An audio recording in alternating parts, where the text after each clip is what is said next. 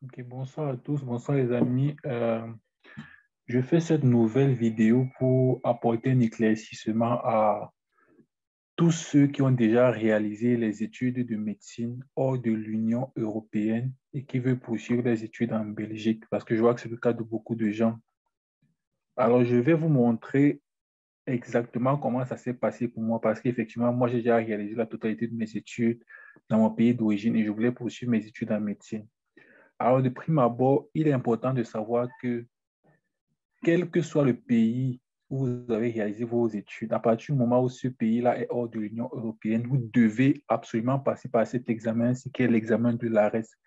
Je crois qu'on a suffisamment parlé de l'examen de l'ARES dans la précédente vidéo.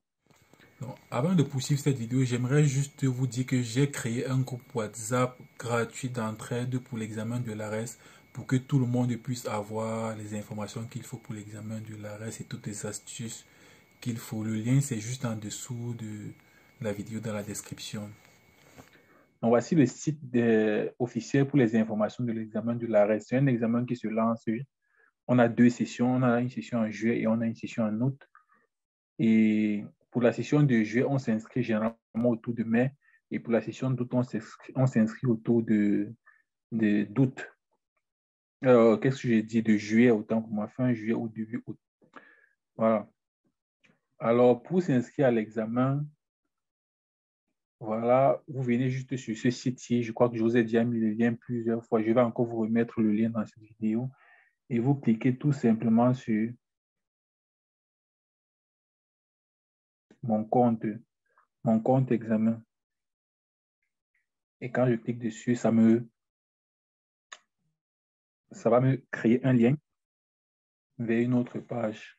Voilà, vers une autre page où vous pouvez créer votre compte. C'est comme les réseaux sociaux, Facebook ou tout ça, vous devez créer un compte. Donc, si vous n'avez pas encore de compte, vous cliquez tout simplement ici. Vous cliquez sur créer votre compte.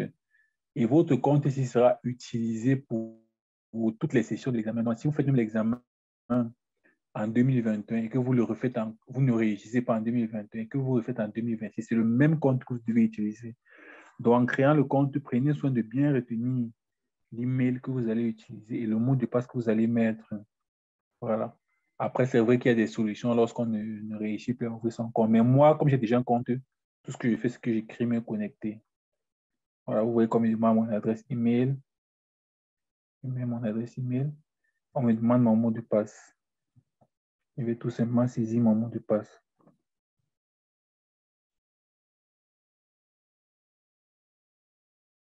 Voilà. Et j'écris me connecter. Je clique sur me connecter. Donc, vous voyez que voilà donc ma page qui s'affiche. Vous voyez, on va me montrer l'examen du 6 juillet, examen d'entrée et d'accès en médecine et dentisterie du 6 juillet 2021. C'est la session que j'ai composée. On me dit composer vos résultats, consulter vos résultats. Si j'avais composé plusieurs sessions, on m'aurait mis cette liste-là. Donc, je répète, quand vous créez votre compte, c'est ici là que vous allez euh, vous inscrire à l'examen. Vous allez seulement mettre mon inscription et vous inscrire à l'examen. Mais actuellement, comme vous le voyez, il n'y a pas de session lancée en cours. OK. Et quand les résultats vont sortir, ça sort généralement 10 jours après. C'est également au même endroit que vous allez consulter vos résultats. Vous voyez que je peux cliquer là sur consulter mes résultats. C'est la seule session que j'ai faite.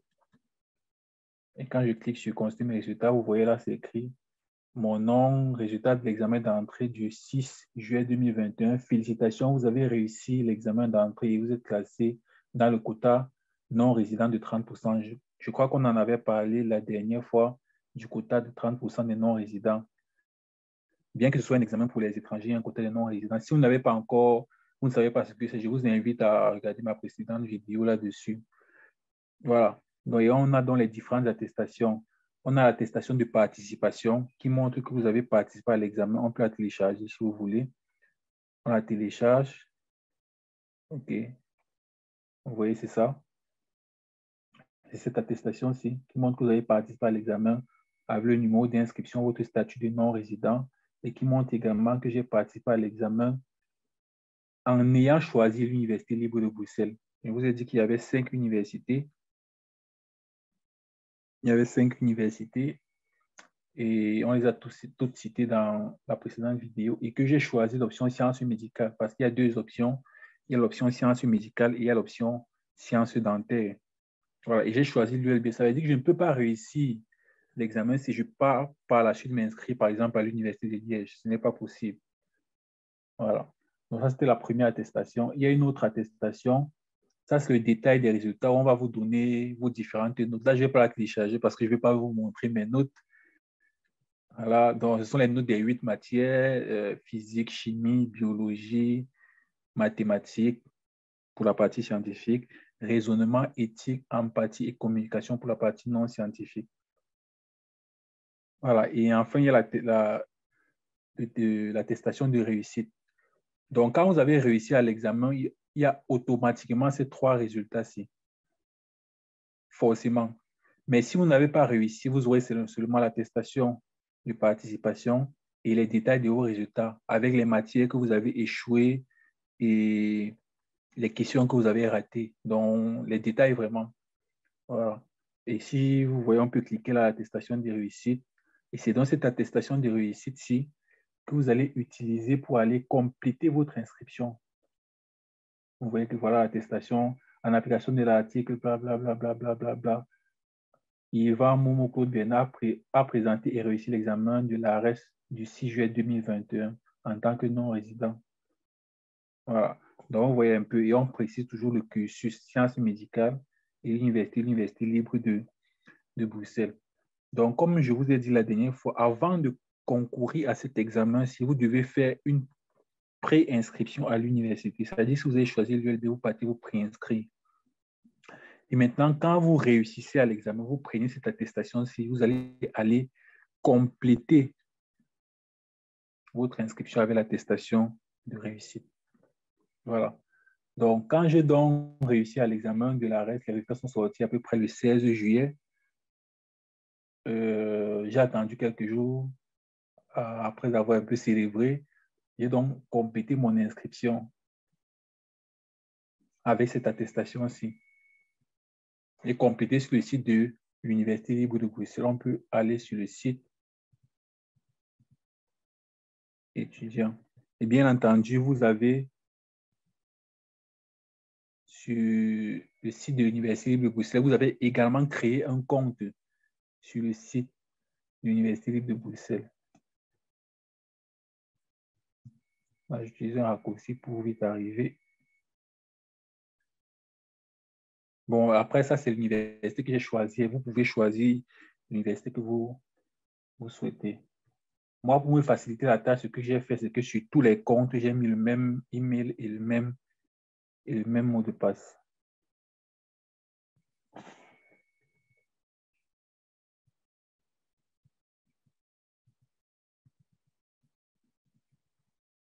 Voilà.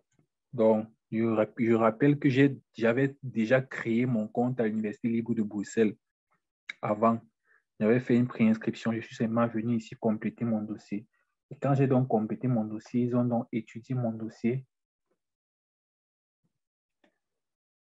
Et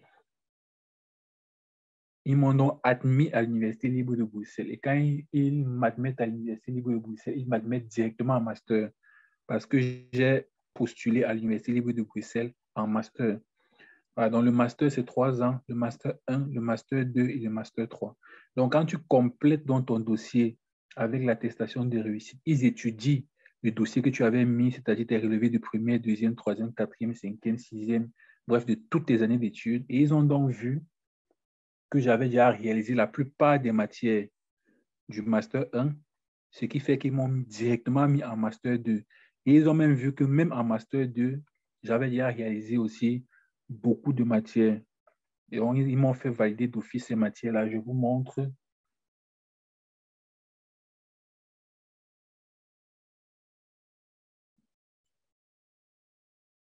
Bon, voilà dans mon compte sur l'Université libre de Bruxelles. Je vais aller sur mes matières pour que vous voyez mes unités d'enseignement. Voilà, vous voyez que master en médecine finalité spécialisée. Je précise que ça, c'est le master de médecine dans le 4e, 5e, 6e année, qu'on intitule master en médecine à finalité spécialisée. C'est important que vous reteniez ça. Parce que quand vous allez aller vous inscrire, si vous choisissez une autre chose que ça, même si vous réussissez à l'examen de médecine, vous ne serez pas admis en master de médecine. Par exemple, si tu peux choisir master de médecine générale, le master de médecine générale, c'est déjà un master de spécialisation. Ou bien si tu peux choisir master de cardiologie, c'est déjà un master de spécialisation. Il faut choisir master de médecine à finalité spécialisée, c'est-à-dire que je fais ce master, après je vais faire un master de spécialisation tel que cardiologie, gastro-entérologie, médecine générale, etc.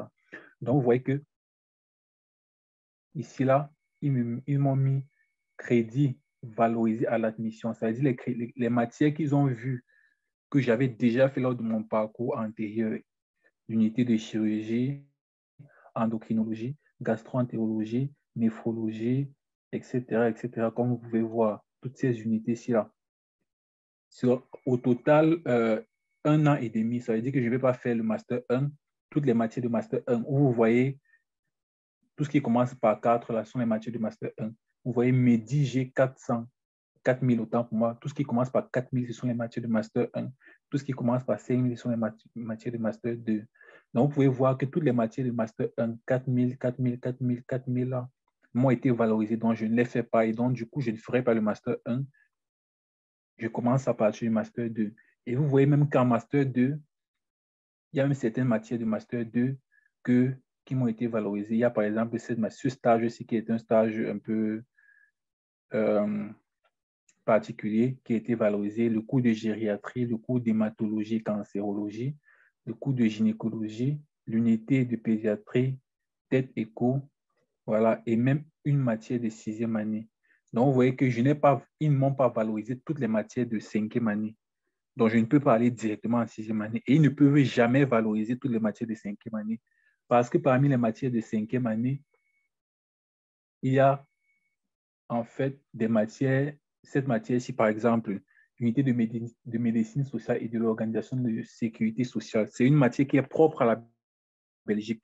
C'est-à-dire qu'on vous montre durant cette matière comment est organisé le système de santé belge, comment est organisée la sécurité sociale, comment est-ce que l'INAMI, on va dire ça comme ça, là, se débrouille pour financer les soins de santé. Voilà, bref, la sécurité sociale, vous comprenez bien de quoi est-ce qu'il s'agit. Donc, c'est une matière qui est propre de la Belgique. Et du coup, même si, quel que soit l'endroit où vous avez fait vos études, c'est une matière que forcément, vous allez devoir refaire. Et c'est une matière de 5e année. Et c'est la raison pour laquelle vous ne pourrez jamais passer directement en 6e année. C'est au maximum la 5e année parce qu'il y a toujours au moins cette matière-ci que vous devez refaire. Même s'il y a une seule matière, les autres matières de 4e année étaient toutes validées. 5e année, il y avait beaucoup déjà qui étaient toutes validées. Donc, on a valorisé. Mais il y a au moins cette matière-ci que vous devez faire. Donc, il y a cette matière-ci. La deuxième matière, c'est le rappel statistique et les études cliniques. Ça aussi, c'est obligatoire parce que vous devez faire un mémoire à la fin.